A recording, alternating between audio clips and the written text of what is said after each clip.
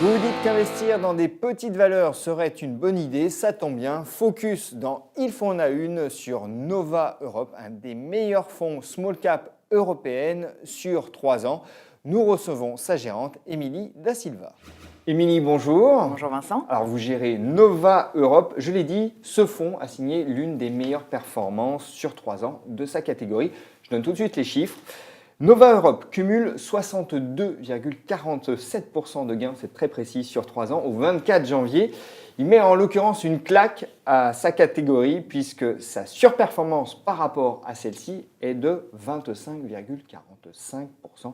3 ans, c'est tout de même remarquable. Alors, Émilie, certains riaient un peu sous cap quand Alto Invest a décidé de lancer un fonds de small cap européenne coté. Parce que vous êtes des spécialistes du non coté et tout le monde s'attendait à ce que vous preniez les pieds dans le tapis. Alors là, pour le coup, ceux qui étaient dubitatifs le sont peut-être un petit peu moins, mais certains insistent et se disent, bon, finalement, ils ont eu un peu de chance, les gens d'Alto. Qu'est-ce que vous répondez ?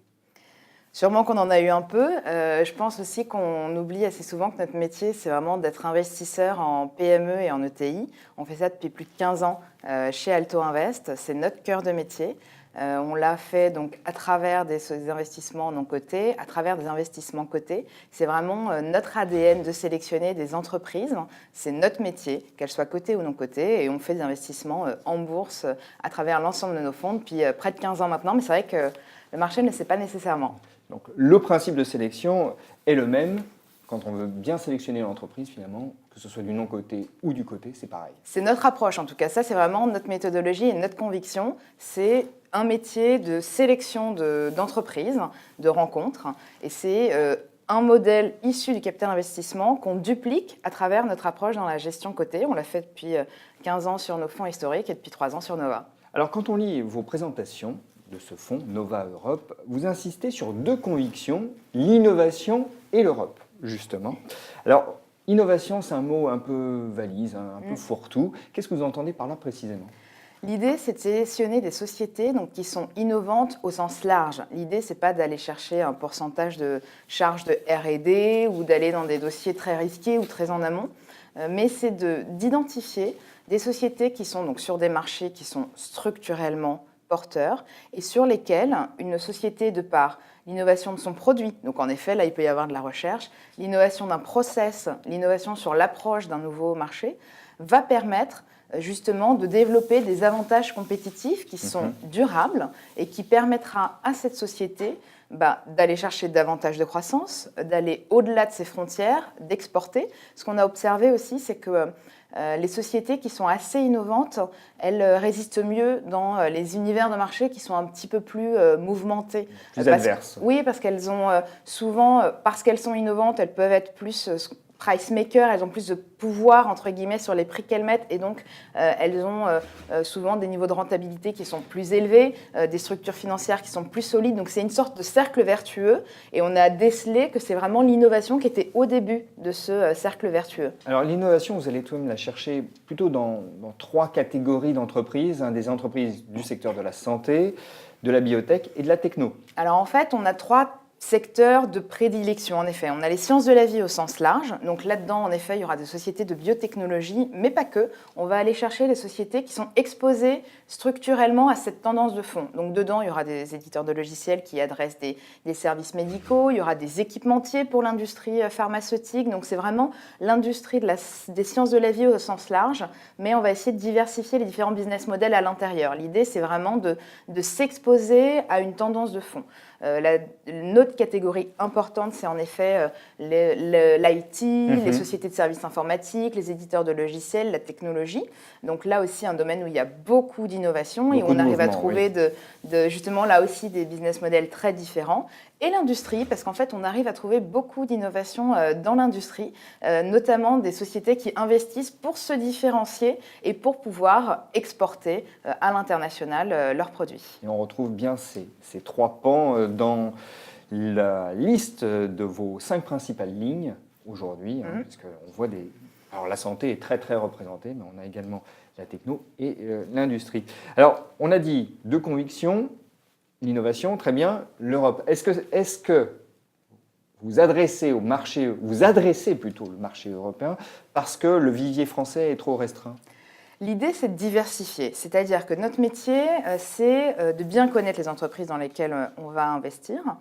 Si on trouve qu'il y a une opportunité qui est plus intéressante en Allemagne ou en Italie ou dans les pays nordiques, pourquoi s'interdire? De par notre métier, quand on analyse les dossiers, on est obligé d'avoir justement le scope européen en tête, l'univers, pour comparer, pour voir comment cette société française est positionnée par rapport à son concurrent allemand ou à son concurrent italien.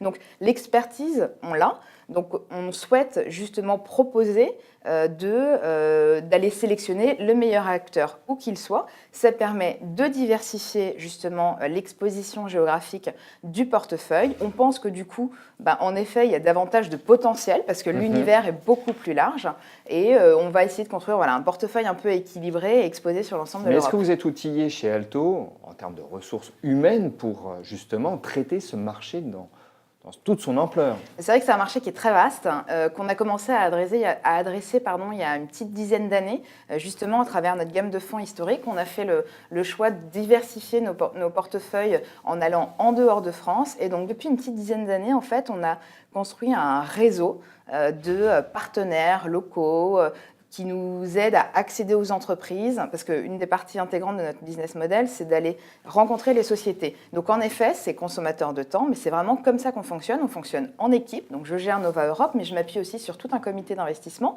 qui accompagne et est force de proposition d'idées, et on est régulièrement en Allemagne, au Royaume-Uni, dans les pays scandinaves, pour rencontrer ces sociétés-là, et je pense que c'est le facteur clé de succès sur cette classe d'actifs-là, d'être sur le terrain et de rencontrer les sociétés en France comme à l'étranger. Quelle taille de capitalisation vous visez en priorité?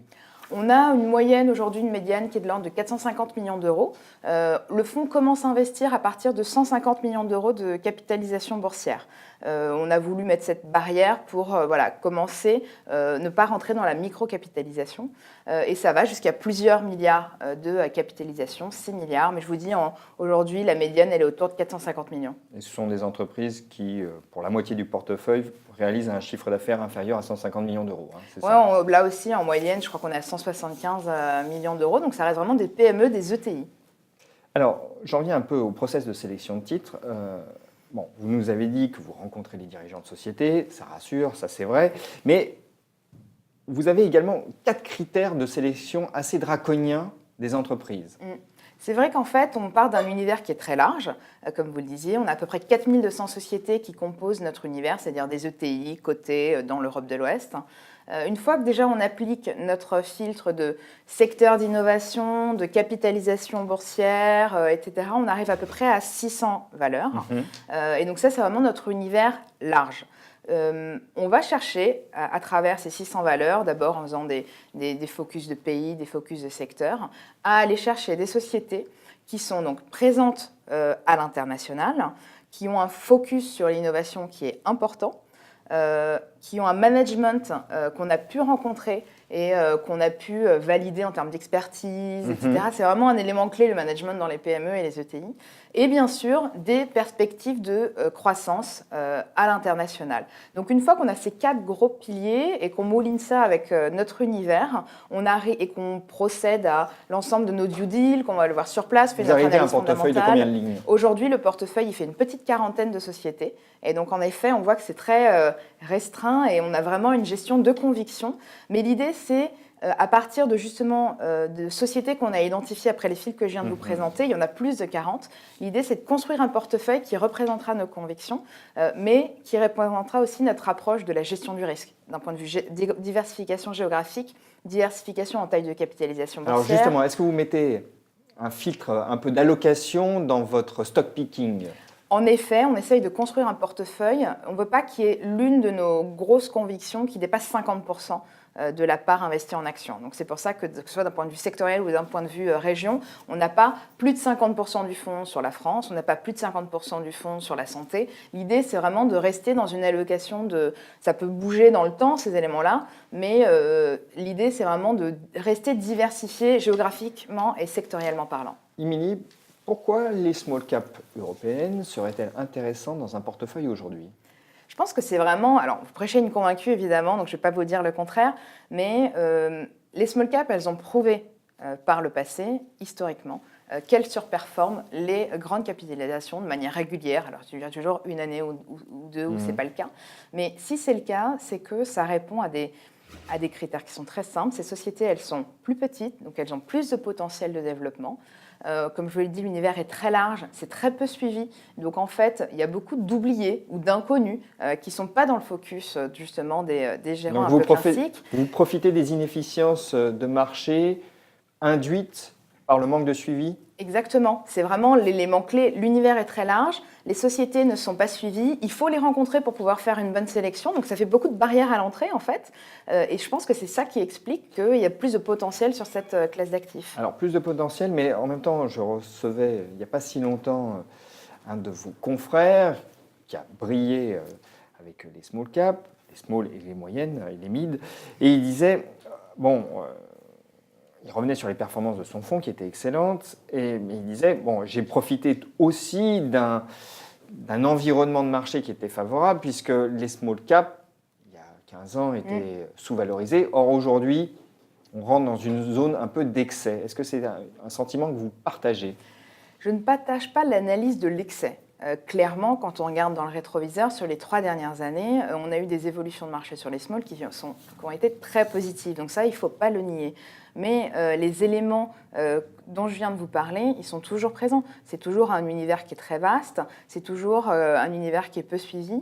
Les niveaux de valorisation sont plus exigeants aujourd'hui, clairement. Mais je pense que quand on est positionné sur des sociétés qui sont en forte croissance, qui sont très innovantes, qui sont exposées à l'international, ça justifie des multiples de valorisation qui sont supérieurs. Et donc je pense que sur le moyen terme, de toute manière, c'est une classe d'actifs sur laquelle il faut se positionner sur le moyen terme. C'est-à-dire que je ne vais pas vous dire, vous donner des objectifs à 3 mois, 6 mois, 1 an. C'est pas comme ça qu'on gère. De par notre ADN et de par la classe d'actifs, vraiment, je pense qu'il faut rester concentré sur l'aspect moyen terme, parce que c'est une classe d'actifs qui est risquée. Et je pense que il reste de la marge de progression sur les niveaux de valorisation, mais là encore, c'est que du cas par cas, c'est-à-dire que c'est impossible de vous donner une généralité sur ce type de société. C'est vraiment du cas par cas, du stock picking pur, et c'est comme ça qu'on peut faire nos décisions d'investissement. Alors, c'est une classe d'actifs très volatile. Comment vous gérez la volatilité? En fait, ce dont on se rend compte, c'est que c'est une classe d'actifs qui est volatile, mais ce n'est pas le premier risque en fait sur cette classe d'actifs. C'est plus la liquidité que la volatilité. Historiquement, en fait, la volatilité sur les small caps, elle est quand même un peu plus faible que celle des indices large cap. On ne le dit pas beaucoup, mais ça s'explique aussi par le fait que c'est des sociétés qui réagissent. Sauf quand il y a de gros accidents de marché. Exactement, exactement. L'idée, là, c'est vraiment de se concentrer sur des sociétés dont le cours va évoluer de par les nouvelles fondamentales. Donc ça c'est vraiment ce qui explique l'écart de volatilité par rapport à des grandes sociétés qui, aux premières inquiétudes macroéconomiques, ralentissement de la Chine, choc du pétrole, ces éléments-là peuvent avoir des impacts tout de suite sur les grandes caps. Sur les small, ça aura un impact sur la valorisation. Donc il y a moins de volatilité, contrairement à ce qu'on pense, sur les small caps en général. Ça réagit aux valeurs aux nouvelles fondamentales. Mais attention, le jour où le marché déballe, eh bien là, par contre, la liquidité est plus restreinte, évidemment, avec les small caps. On arrive au terme de cette émission, Émilie. Un petit mot tout de même sur l'allocation du portefeuille aujourd'hui. À fin décembre, vous étiez investi qu'à 87% en actions. Est-ce que vous seriez un peu prudente? On est toujours de nature un peu prudente, c'est vrai. Je pense que ça reflète assez bien notre approche qui est de se laisser du pouvoir dans les mains pour pouvoir agir comme nous le souhaitons. C'est-à-dire que l'idée, c'est de pouvoir saisir des opportunités s'il y a des revirements de marché. Donc ce niveau de 85-87%, c'est un niveau standard? En général, ça varie de 85 à 95% investis en actions, de manière à pouvoir bien gérer les aspects de liquidité que vous mentionniez, avoir les mains libres pour pouvoir investir de manière importante. Et ça ne nous empêche pas, ça permet d'avoir une volatilité qui est maîtrisée, ça n'empêche pas de générer de la performance sur le fonds, sur les sociétés qui sont sélectionnées. Donc on est assez à l'aise avec cet équilibre-là. Émilie, merci. Merci beaucoup.